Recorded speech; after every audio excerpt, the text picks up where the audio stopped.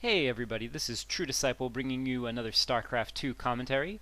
Today we have a best of three with DeLoAdEr playing the Yellow Terran versus Hasu playing the Red Protoss. Now this is a best of three matchup, and it's actually part of a clan ladder match between Mouse Gaming or Mouse Sports, excuse me, and Nine Knights, which are two German clans that are in the Diamond division. So these are some high-level players, so we can expect to see some high-level gameplay here. I'm not familiar with DeLoAdEr, but I am, however, familiar with Hasu, and I know that Hasu is definitely one of the top players in the world right now. So here we see that Hasu's already starting with a pylon off to the side, so I'm wondering if maybe he's going to be already trying to hide some tech off to the side and sending out his a very early scout here right after that first pylon to kind of start to see what's going on. I know that Hasu is very good with his probe micro early on, so we might see some early little worker harass here just with his probe. And there he goes, zapping an SCV already before he can build. Note that DeLoAdEr has opted to not wall off here, which is a choice for Terrans very often now to kind of keep their base together and to not even try and wall off anymore. And here we see that Hasu's pulled back as his shields have gone down, and now he'll come back in. This is going to be really annoying for non-Protoss players. The probes that have the regenerating shields, they can come in, they can harass, and obviously the workers aren't regenerating health while they're gone. And look at Hasu bringing in a second worker. Now, whether or not Hasu actually kills any of these SCVs is yet to be seen. I think one's about to go down here. Maybe not. No, he's pulling away, smartly pulling away his probes. But I was mentioning, I mean, DeLoAdEr has not scouted yet because he's been too busy microing and trying to worry about these two probes that are harassing his base. So he hasn't even scouted Hasu yet. And here he goes, coming back in, going to try to kill one of these workers on gas. Meanwhile, DeLoAdEr is finally sending out a scout to go check out Hasu's base and see what's going on there. And here we see a probe has gone down, two probes. Both probes have gone down, but they did take out an SCV when they went. Let's check the maybe units lost tab and see what we can see there. So two, he was able to kill two SCVs for the cost of his two probes. Meanwhile, DeLoAdEr is now seeing everything that's going on in Hasu's base. He sees that he's got this cyber core going down that he is teching, and that he has an early gas, and now he sees the first zealot being produced, or he sees the gateway, and that it's producing a unit. And being as there's no cyber core yet, he definitely knows that there is a zealot in production. And so here's the first zealot. He's just going to stay by, aware that he's not going to be able to catch this SCV. He's just going to wait by the ramp. But here he goes. He's going to see if he can get some free hits on it and then pull back quickly. And in production, meanwhile, we see a sentry's coming out, and it is rallied straight to the worker. So he wants to get rid of that scout. He is researching Warp Gate, and he is throwing down a second gateway. So I'm wondering if we're going to see maybe possibly a 3-gate into Robo, or if he's going to go for the 4-gate. In the meantime, we see that DeLoAdEr has opted to go straight for a factory.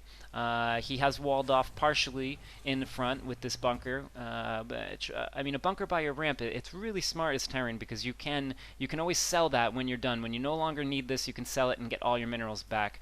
So a lot of Terrans don't throw down bunkers, and there's really no reason not to. I mean, it's only 100 minerals, and you're guaranteed to get those 100 minerals back as long as it doesn't get destroyed before you can salvage it. And here we go. He's going for a 1-1-1 build. If you're a Husketeer like I am and a fan of Husky Starcraft, then you might know this build as the Destiny Cloud Fist. It's a really versatile build coming from the Terran, and allows them to do a lot of different things, to either push into early Banshee harass or do some Thor ship drops, and that might be what we're seeing here. We see a tech lab going down. We might see the Thor ship here. Oh, but no, apparently he's just building that tech lab for the starport, so we are going to see possibly some, I'm going to expect early Banshees here. Looked like a scout tried to get in there, but was denied by DeLoAdEr. Meanwhile, Hasu going for that early expansion, and he is throwing down a 3rd gateway and the Robo base, so we are seeing a 3-gate Robo. This is a very strong build. It's actually one of my favorite builds, although I usually am not able to get an expansion this early. Of course, you know, it is only, he does have 43 supply, 45, 46 supply now, so I guess it's not that early for it. Of course, I'm only a platinum player myself, so I'm definitely not on Hasu's level. So Hasu definitely feels comfortable getting this expansion now that he has his Robo Bay and his third gateway going down. Let's check the, why don't we check the resources tab. Oops, sorry about that.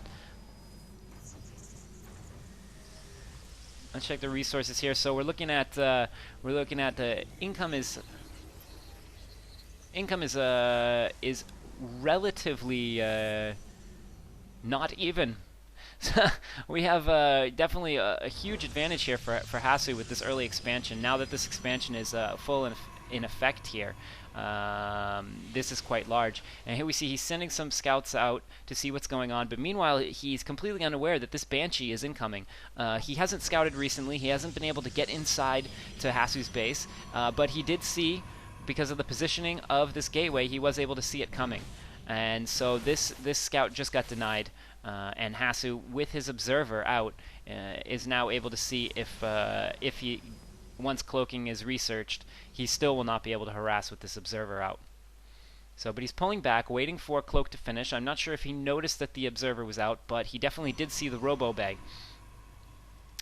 So, but he is moving around. He's going to try to harass from the other side now. Meanwhile, the observer is moving out across. We have a second observer, so definitely Hasu being smart and keeping a second observer at his base to kind of deal with this harass. And there's the cloak, and DeLoAdEr is going to try to continue harassing, but he is being very careful because he is aware that observers are on the field, because there is a Robo Bay, and you got to expect a player like Hasu is going to build some observers when he sees some early Banshees like this. But the Banshee is now getting some kills. He's got 2 kills now. Moving away smartly though after getting that 3rd kill, so it's still the Banshee harass still hasn't paid for itself yet. It is keeping Hasu in his base though, while DeLoAdEr is able to push into this Marine Marauder ball, and he's now getting Stim researched. So he's going to this Marine Marauder ball, more heavy obviously on the Marines, and he's getting some siege tanks. This is why the 1-1 build is so powerful for the Terran. It really allows you to swap into any kind of build you want. And of course, with that attack, with that harass, he is getting his own expansion, realizing that he can't allow Hasu to out-macro him and to really get further. And this Banshee, it's not being very successful in its harassment, but it is keeping Hasu back in his base. But now Hasu, not staying with this Banshee. This Banshee has come back in, is able to get a couple more kills. It's now up to 5 kills, and it's staying in the back of the base here. And he doesn't been able to respond to this yet. He's throwing down 2 more gateways. He's got 5 gateways. Zealot legs incoming. Meanwhile, siege tech is being researched for the Terran. There's a Raven on the field, so that'll be really nice to throw down the point defense drone that will block off and there it is, the point defense drone, and that's going to be huge. I think that Hasu is definitely going to lose this base. He's going to get this sniped from him, and he's probably going to lose all of these probes here. And this is a huge hit here, and he can't engage with this point defense drone there, so he has to kill it first, which he's done. And that was a beautiful snipe. And now with the positioning with the siege tank, he's really got Hasu contained at this moment in time. Psystorm coming for Hasu though, and beautiful force fields done there. However, this siege tank is just going to be wailing away on Hasu's troops. And there he comes, coming around, getting that siege tank, getting the rest of the units, and it looks like he's going to be able to mop the rest of this up. Some of the units able to get away. He's able to save his Raven for another day, and Ravens are just so great if you're able to save them. They're so recyclable with that energy. Their point defense drones don't cost anything but energy. So if you're able to keep them to fight another day, they will definitely